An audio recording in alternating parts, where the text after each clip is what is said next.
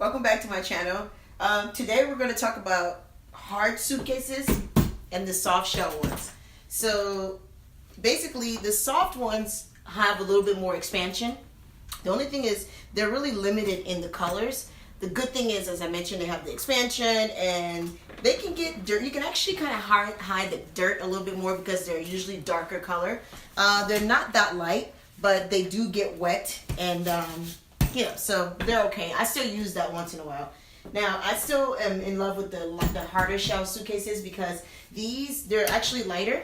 They're much lighter, and then they come in a lot more colors too as well. And of course, you can get water on there, you can clean it and everything. And so then, this is actually becoming much more popular.